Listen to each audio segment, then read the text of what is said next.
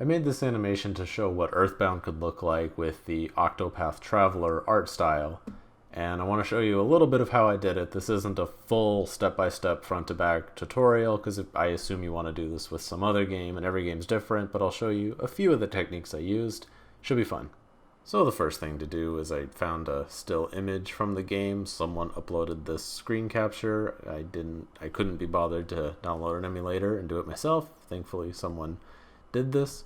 And so the first problem to address is that it looks really fuzzy. You can change this setting to closest, and then it'll just not do any interpretation or blending or anything. It'll just show the pixels as they are, as the data says.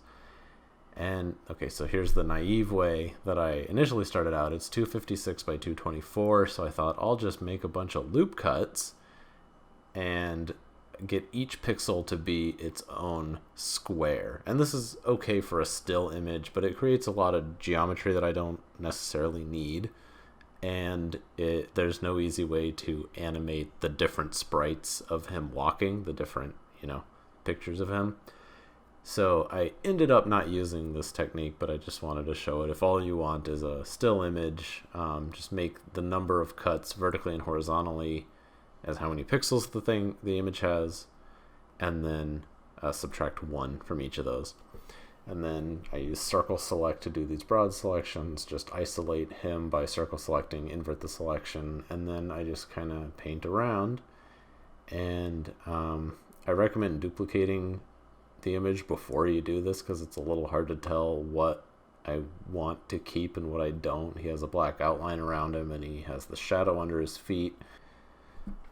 The scale is kind of weird here because he's a kid, so I wanted to make him 1 meter tall, but it's also supposed to have like this diorama or storybook look with a very shallow depth of field, so I ended up cranking the depth of field much more than it really should have been, like much more than a camera could normally do.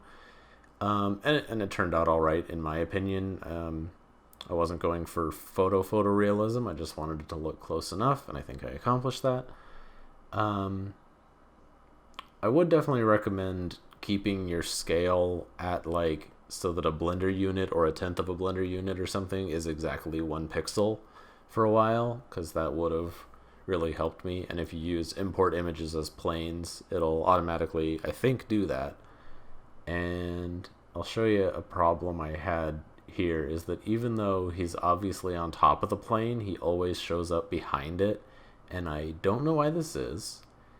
It doesn't seem like something that should happen, but I found a workaround for it, which the workaround is to set the cursor somewhere farther away from the camera by setting the 3D cursor there and setting the origin point to somewhere behind Ness's origin point, which forces him to be in front.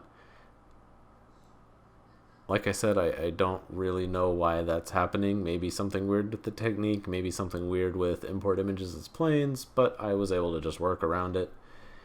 And okay, so lining up the camera, I'm kind of working under the assumption that this is just a still image here, but to line up the camera, you can see Ness is still in the screenshot on the floor behind himself, so I just lock the camera to view and then orient it so that he just covers up that other one, and then unlock the camera from view so you don't mess it up, and it looks okay. Nobody will really notice. If you want to go into an image editing program and actually clean up this source image, that would be advisable, obviously. And I ended up doing that for the animation, or else you would have still seen Ness laying on the ground behind himself.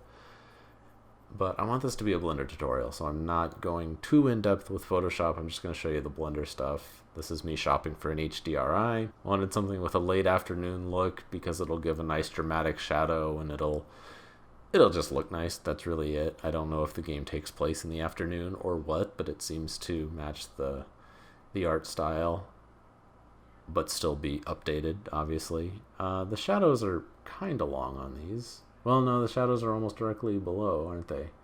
Looking at the mailbox, it's kind of just straight down. So yeah, okay, so late afternoon, why not? At this point, I switched the render engine over to cycles. I wanted to get that sharp shadow from the sun casting from Ness onto the floor, and I could have done that in Eevee using a sun lamp, but I just wanted the simplicity and the photorealism of using an HDRI. So I took the hit on render time and went with cycles. So here's the final scene. I ended up cutting out a bunch of the trees so that they would stand up. I should have done the sign, but I just erased the sign and forgot about it. I thought about doing it with the fence, but I couldn't quite figure out how that would work in 3D space without a lot of work or a lot of like reinvention, so I just left the fence the way it was. And to switch the Nest sprites, I made this little system where I have all the images as separate image nodes, and they feed into this custom thing, and then depending on this number over here, it'll crossfade between them. If I hook this up right, then you can see.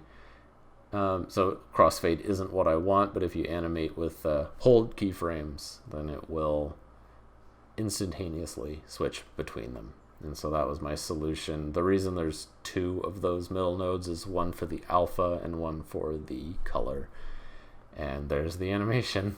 It's just animating between these frames, and animating his position is pretty straightforward. I just tried to keep it a very like rigid 45 degrees because you're playing on a D-pad. That's what you would have to do, and have him move at a constant speed, but nothing too crazy on the physical animation there.